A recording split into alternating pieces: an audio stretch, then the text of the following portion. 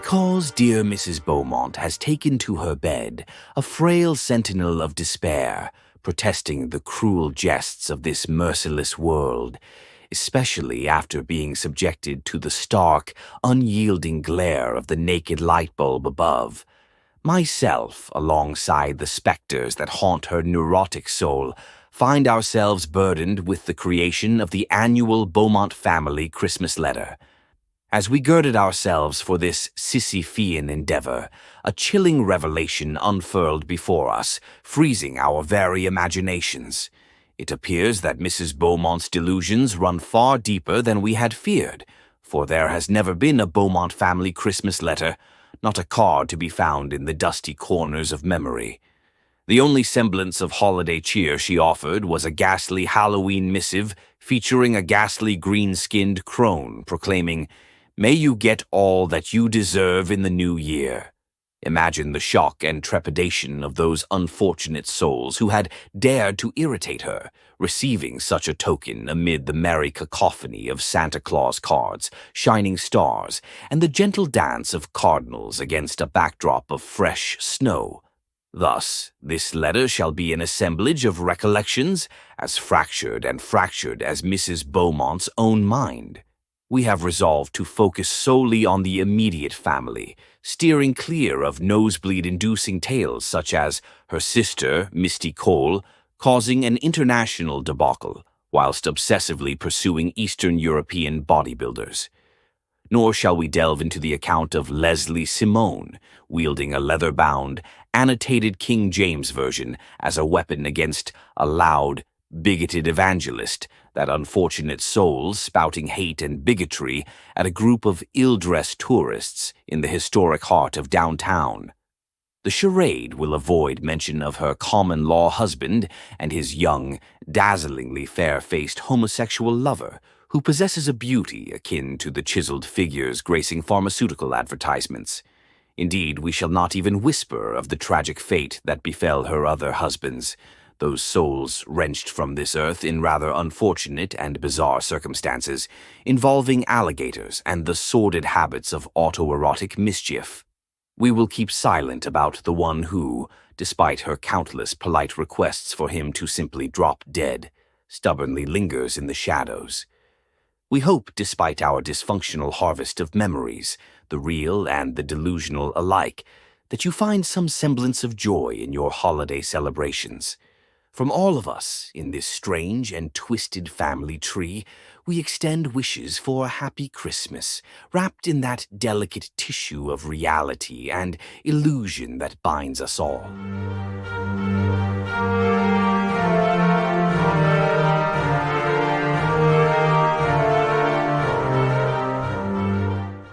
Merry Christmas, Happy Holidays, and Season's greetings from our neurotic clan to yours. It has most certainly been a trying year for everyone, filled with challenges that could make a grown man weep, or at the very least, take long contemplative sips from a well-stocked cabinet, our own particular refuge stocked with the finest bourbon to be sipped from delicate china teacups painted with fanciful red berries and spiky holly leaves. Ah, the holiday spirit. Along with our newfound reliance on liquid solace, I must confess that a fresh 90-day prescription for my nerve pills has just been filled. However, considering the state of affairs, I suspect that pill bottle will be empty by Christmas Eve, thus leaving me to rely solely on the ethereal qualities of bourbon, lest I find myself resembling one of the ghostly figures haunting the corners of our family portrait. As we dive headfirst into the joyful frenzy of the season, I can't help but reflect on my oldest child, JD, who will most likely be spending the holidays in a mental asylum. His grand escapade to liberate Fort Sumter from the Yankees, armed with nothing more than a rowboat, a BB gun, and a satchel bursting with firecrackers, may have seemed heroic to him at the moment, but alas, the chaos of his intentions landed him far from the festive spirit. I can only picture the therapists chuckling amongst themselves as they comfort him with generic canned biscuits and stories while we gather round an untouched Christmas feast back home. And speaking of chaos, let us not forget our attempts to navigate the wild waters of education for the twins. I'm afraid that I will need to spend January yet again searching for a suitable school after the twins managed once again to get themselves expelled. Not exactly a ringing endorsement for our lineage. I had truly believed in the potential of their Lutheran boarding school, casting hopeful eyes upon the glimmering opportunities of piety and decorum, only to witness the sordid spectacle unfold when the girls discovered they hadn't been chosen to play the Virgin Mary in the school pageant. In true Beaumont fashion, fueled by juvenile spite, they turned on the poor girl who was bestowed this hallowed honor, leaving an imprint of chaos, both literal and figurative. It's hard to celebrate the birth of Christ when you're dodging kicks and slaps from fellow would-be angels. Speaking of the Virgin Mary, it seems her grace may be lost on Daddy's young widow, Tiffany, the erstwhile Miss Mississippi. With her radiant smile and relentless ambition, she has chosen to grace some upscale soiree with her presence, instead of spending the holidays nestled closely among us. I dare say it's unlikely she'll wear her Miss Mississippi crown while balancing a glass of eggnog at our holiday table, aiming instead for the dizzying heights of social capital. Speaking of sins, I may have offended her slightly while she rehearsed her solo in the choir, the song Mary Did You Know, by snidely remarking, of course she knew, the angel told her. That's the whole beginning of the nativity story. My comment, like a mistletoe tilt gone awry, hung awkwardly between us, causing a moment of silence that could have purportedly sparked up its own choir of crickets.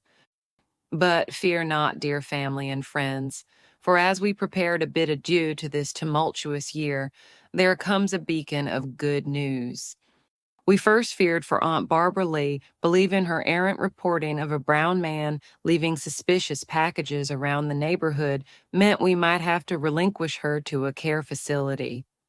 The thought alone nearly knocked the breath from our lungs as we pictured that poor UPS driver whose day was ruined by her well-meaning missteps.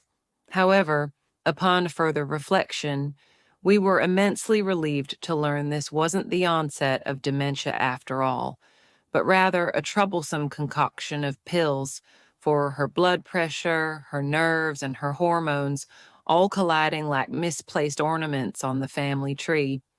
Thus, as I pour myself another generous measure of high-proof refinement into my delicate teacup and pop another nerve pill for good measure, I raise my cup to you, wishing each of you a happy new year filled with promise and opportunity. As I take to my bed like a good Christian woman in the face of adversity, I do so with the warm glow of holiday cheer lingering in my heart. Because if I've learned anything this year, it's that amid the turmoil, we'll always find a reason to laugh, and perhaps a few bottles to keep us sane for another festive season. As Mrs. Beaumont once again retreats to her bed in search of that place where happy little bluebirds fly and troubles melt like lemon drops, and we must hurry before that one voice starts singing, "Have yourself a merry little Christmas, and let your heart be light." And it appears we are too late. We wish you a Merry Christmas. We wish you a Merry Christmas. We wish you a Merry Christmas and a Happy New Year. We wish you a Merry Christmas. We wish you a Merry Christmas. We wish you a Merry Christmas and a Happy New Year. Good tidings. Oh, my dear friends, I implore you, in the name of all the restless voices simmering inside Mrs. Beaumont's neurotic mind, click like and follow. If you don't, I fear one of us will be condemned to pacing through the witching hours, ensnared by her obsession, dutifully watching a never-ending stream of videos on how to garner more followers, while another one of us is trapped singing "Over the Rainbow" in a heart-wrenching, looped lament. Let us not suffer this fate together. Spare us the madness and embrace a moment of grace.